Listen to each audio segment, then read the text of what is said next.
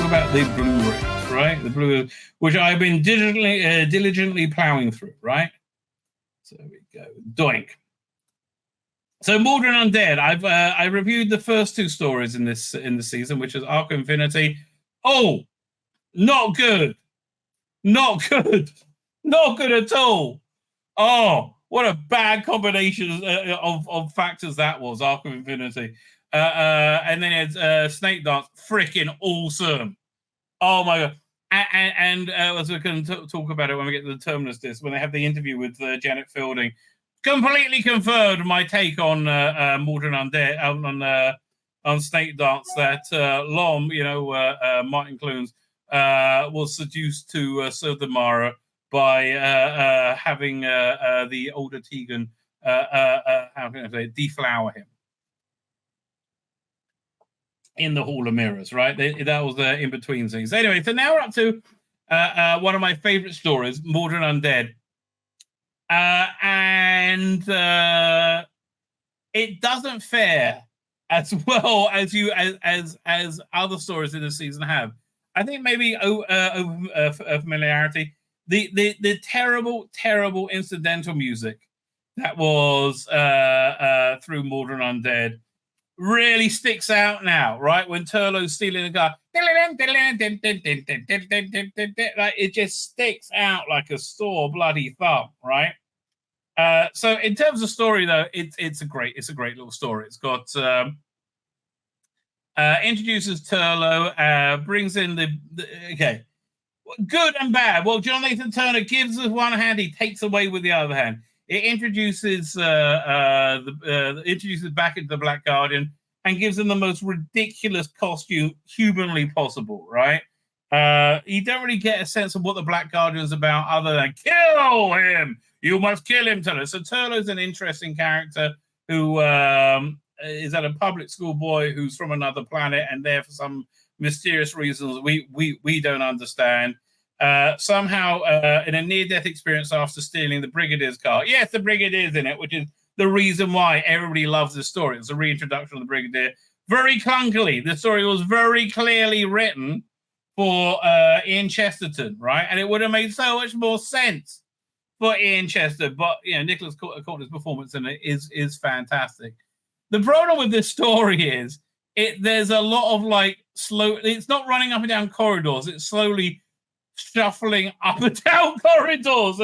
There's lots of it down as they Mawdryn's people shuffle from room to room.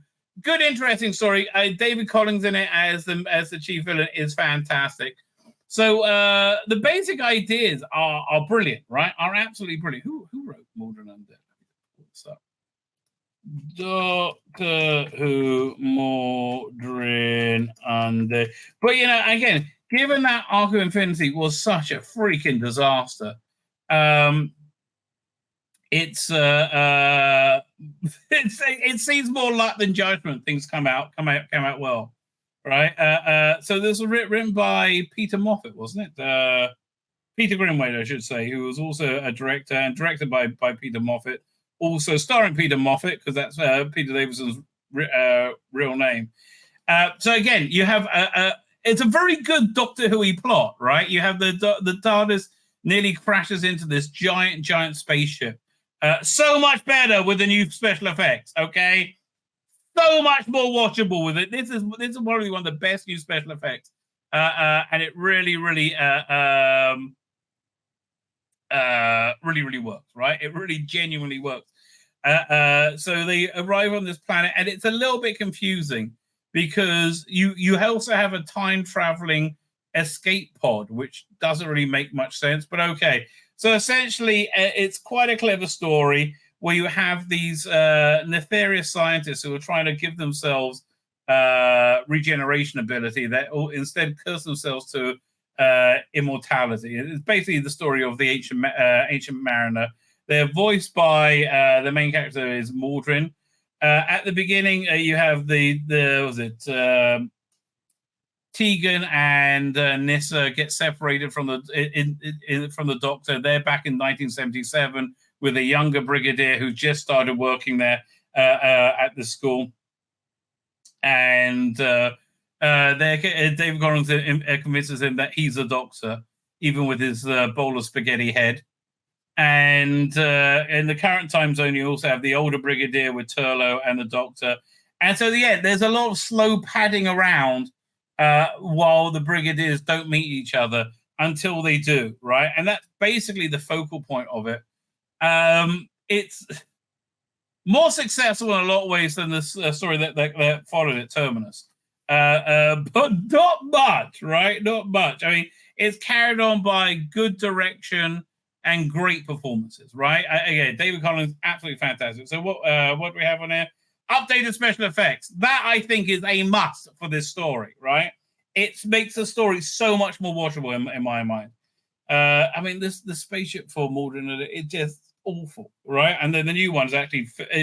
It looks like the Mawdryn Undead spaceship, but it looks real, right? It's kind of like what they did on Strange New Worlds, right? Where they reimagined something to fit into what it was.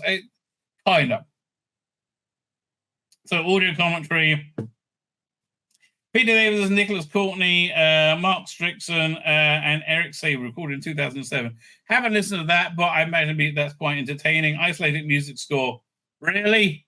What, are you contemplating suicide? If you're contemplating suicide and you want isolated music scores to kill yourself by, this could be the one. Info text, making of documentary, Who Wants to Live Forever? Yeah, look, it's good. I like these documentaries. It's a good recollection of how these things came to be. Who's in it? Peter Davis, Nicholas Courtney, Mark Strickson, and David Collins, and they all basically said, I didn't really understand it. I didn't. And again, on a fresh watching of it, there's everything is dependent on this like time traveling on this pod, this escape pod, which I didn't think was time traveling, but it was. So I understand. Behind the Sofa is always good. This has, and I really know it. So you got the was it Mark Strickson, Sarah Sutton, Janet Fielding, and Peter Davison in one group. Sylvester McCoy and Colin Baker is another group. They're just complimentary. And Sophie Aldred and Katie Manning. Really interesting combo, those two. And I like how they sit through all of this in like a couple of days is beyond me. Right? It's literally beyond me. So you get deleted and extended scenes, film trims, don't really care, outtakes. Fighting Mark Strickson. So this is something from the DVD range of the time. It's basically like a 10-minute interview about Mark Strickson and his career. Points of view. Yeah, people were somewhat perturbed by Morbius and his spaghetti bolognese hair. Once Upon a Time Lord. This is really weird, right? This is a really weird extra. It's a 1982 American documentary about Doctor Who. And it's just weird, right? It's just so much about it is strange. It's hard to get your head around it. Convention footage is always fun. Sarah Sutton and Mark Strickson appear at MonsterCon. Liberty Hall, an interview with Brigadier Lethbridge Stewart, right? It's Nicholas Courtney in character. DVD Easter eggs. What Easter eggs are there? The Easter eggs are normally like little extra bits of interviews and stuff like that. Let's see what I got on what I ripped to my hard drive that I missed out here. Trials and Continuity, Marks of Liberty Hall, TARDIS Information System, that's an extra.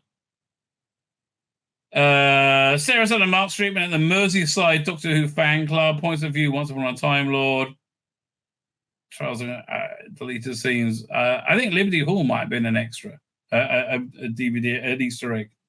Right, and then the PDF archive, which are always very extensive. So look, solid release, solid disc of a solid story, right? It's everything you would really want to know about Mawdryn Undead, right? But we're afraid to ask. So yeah, look, I tell you, I enjoy this one, but I think my enjoyment was somewhat tainted by being somewhat over familiar with it, right?